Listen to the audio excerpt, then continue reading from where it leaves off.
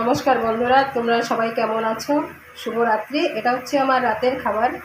তো আজকে রাতের খাবারে কি কি মেনু আছে তোমাদের দেখাচ্ছি। আজকে আমাদের রাতের খাবারে আছে, এটা হচ্ছে রুই মাছ মানে মাখা মাখা বানিয়েছি, বেশি ঝোল রাখিনি এতে। এটা হচ্ছে কাতলা